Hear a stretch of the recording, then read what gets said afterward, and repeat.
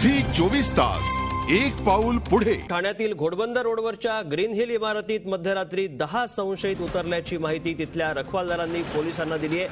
मध्यरात्री सुमो गाडीतून 6 तर झेन गाडीतून 4 संशयित उतरले। या बंद इमारतीत गेले, त्यांनी काळे कपडे घातले होते, पाठीवर बॅग लटकवल्या होत्या अशी माहिती या रखवालदारांनी स्थानिक पोलिसांना दिली आहे। पोलिसांनी सकाळी 5 वाजल्यापासून या सर्व इमारतींमध्ये कोम्बिंग ऑपरेशन सुरू केले। ठाणे पोलिसांसहित क्यूआरटीच्या कमांडोंनी या इमारतीची तपासणी केली। पोलिसांना तिथे संशयित असं काहीच आढळलं नाही, तरीही पोलिसांनी या 3ही रखवालदारांना चौकशीसाठी बोलावून घेतलंय।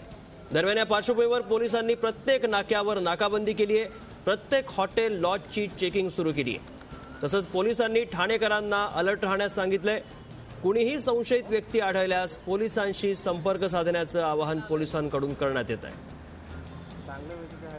आमचे प्रतिनिधी कपिल राऊत आपल्यासोबत ठाण्याहून आहेत, त्यांच्याकडनं सविस्तर माहिती घेऊया। कपिल, 10 संशयित ठाण्यात शिरल्याची माहिती मिळतीये, काय नेमकी पोलिसांनी माहिती दिली आहे? पंकज, एकंदरीतच आपण पार्श्वभूमी बघितली या घटनेची तर काल रात्री मध्यरात्री घोडबंदर परिसरामध्ये ग्रीन वुड्स बिल्डिंग्स आहेत। ह्या 10 बिल्डिंग्स आहेत।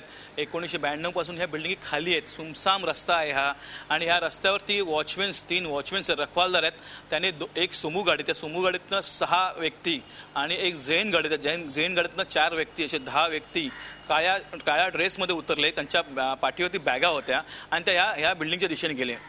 त्यांना काही संशयित वाटले ही गोष्ट आणि त्यांनी लगेच स्थानिक पोलिसांना ही गोष्ट सांगितलेली आहे।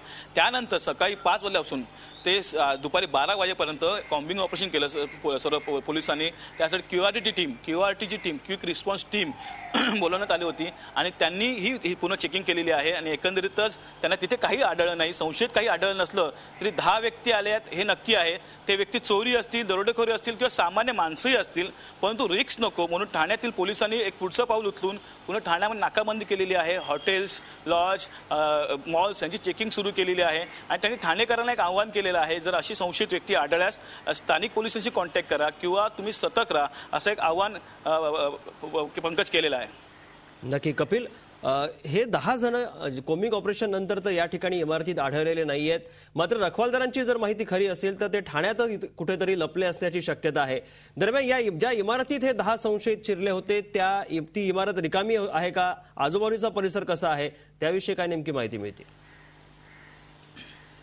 पंकज, खरंच ही जी बातमी आहे, ही बातमी किंवा ही जी खबर आहे, याच्यावर सर्वात मोठा मुद्दा आहे का ही ज्या इमारती 10 इमारती त्या खूप सुमसाम शांत परिसरातल्या आहेत, तिथे कोणी भटकत नाही आणि 10च्या 10 इमारती ह्या खाली आहेत। काहीतरी कोर्टाचा वाद सुरू आहे त्यामुळे ह्या बिल्डिंगी खाली आहेत 1992 पासून आणि इथे अनेक घटना घडलेल्या आहेत ह्याही अगोदर, त्यामुळे संशय अजून बळावतो आणि त्यामुळे पोलिसांनी आज पूर्ण 5 ते 6 तास कॉम्बिंग ऑपरेशन करून क्यूआरटीची मदत घेऊन या सर्व बिल्डिंगी चेकिंग केल्या, पण त्या बिल्डिंगमध्ये काही आढळलं नाही। सर्वात महत्त्वाचं म्हणजे जे 3 वॉचमॅन किंवा 3 रखवालदार आहेत ते अजूनही आपल्या मतावर ठाम आहेत का आम्ही बघितले होते, अजून तुम्ही तपास करा। त्यामुळे पोलिसांचं अजून रिस्पॉन्सिबिलिटी वाढलेली आहे।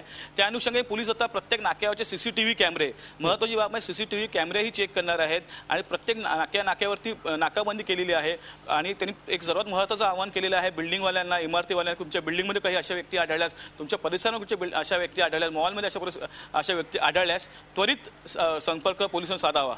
पंकज, धन्यवाद कपिल दिलेल्या सविस्तर माहितीबद्दल। झी 24 तास एक पाऊल पुढे।